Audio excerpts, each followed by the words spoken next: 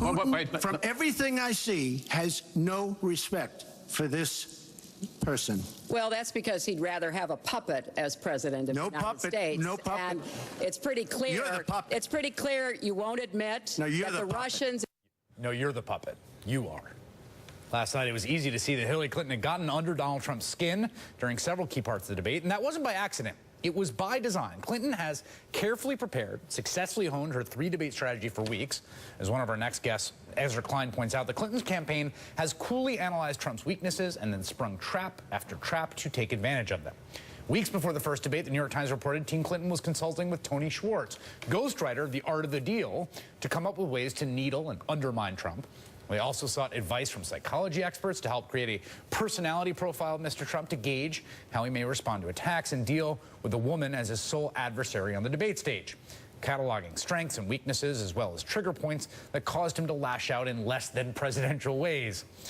That strategy paid off just minutes before the end of the first presidential debate, when Hillary Clinton triggered a week-long meltdown in Trump world by bringing up former Miss Universe. This November. Okay, good.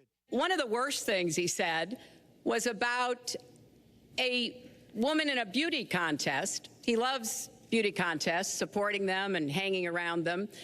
And he called this woman Miss Piggy. Then he called her Miss Housekeeping because she was Latina.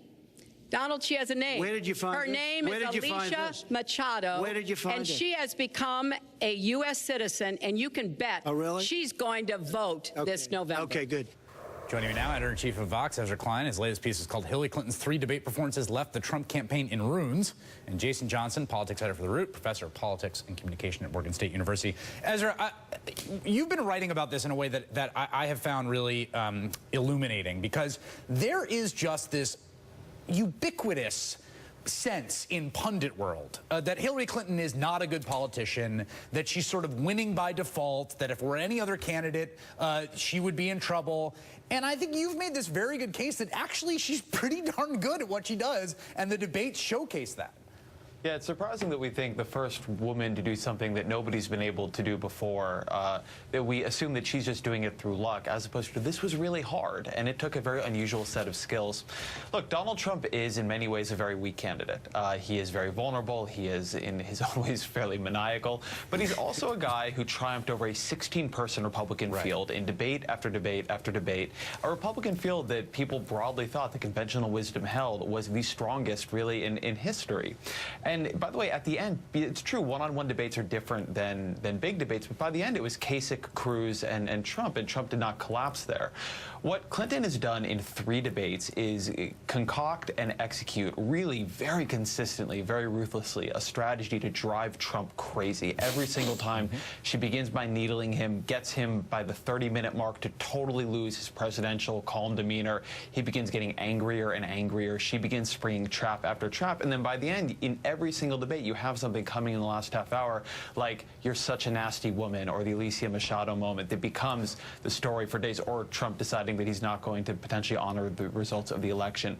She has baited Trump into destroying himself on national television. It was done strategically. It didn't happen in the Republican primary, and she deserves credit for it. Yeah, and the point that, Jason, the point that Ezra's made too is that, I mean, there's this thing about like, oh, she's this sort of persona around Hillary Clinton is like she's a grinder. She's like, she's over-prepared. She spends too much time, and it's like, she had that moment in the first debate where she's like, yeah, I did prepare. Right. And you saw that last night. The moment that I thought was her best moment, aside from the abortion answer, was when he says, you know, we're talking about the rigged, and she just laid out, every time it goes his wrong way, it's rigged. That was the product of preparation. Right, including the Emmy comment. I've said all along that she has played Donald Trump. It's like Home Alone or like an old Warner Brothers car. He falls into every single trap. He falls in the bucket. His hair is on fire. He falls out the window. She's laid all of this out. You can't do that by accident. But I also think there's this, and this is something that I think has fit Hillary Clinton. There's a lot of things you can say about her that are negative. She is patient.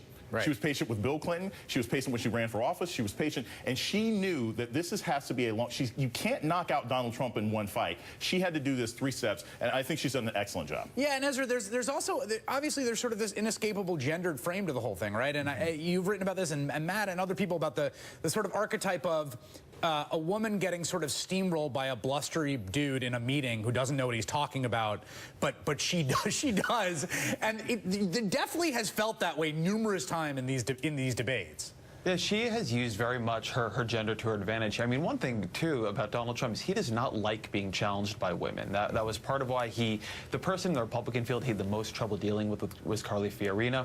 And here with Clinton, he has from the very beginning very clearly not enjoyed being challenged by a woman on national television in this way. But then on the other side, you're absolutely right. There are a lot of coded gender traits that get attached to her, often negatively, that she's cautious, that she's over-prepared, that she's too mannered in her speaking, that she's not authentic enough. There's all the stuff about that doesn't have that raw, authentic charisma of someone like a Trump, or even if you go back to the Democratic primary of Biden. And she came out and used all of that to her advantage. She took on someone who had that complete authenticity and used her own preparation, used her own care with what she was saying to present a tremendous contrast to the American people between someone who you could imagine in the very dangerous, very high-risk job of the presidency, where you don't want to make mistakes or fly off the handle, versus Trump, who might be a lot of fun to watch on reality television, but you didn't want him being president. She embodied what we see Michelle Obama always saying. Like when Michelle Obama, when the First Lady gave the speech last week, she's like, look, that feeling that you get when men look at you. You know, Hillary Clinton is the woman that women want to be when they're in that office and in that environment, when they want to get angry, when they want to scream. She's been doing this her entire career. And something else to this I think is interesting. I mean, she's had this whole thing. The white suffragette coloring of her clothing is brilliant. I mean, there is history that you look back at how suffragettes dress. She has a knowledge of history in a way. And she hasn't had to say, I'm going to be the first woman president. She did that in 2008. She's like, I'm going to be the most competent president you've seen in the last 45 years, and I'm a woman to boot. Yeah, and it's amazing that we've ended up at this point, you know, with a woman who is poised to break the biggest gender barrier in American politics about sort of looking presidential, and the one thing that she unambiguously is trouncing her opponent in is precisely on that terrain. Ezra Klein and Jason Johnson, thanks for your time tonight, guys. Thanks. Thank you.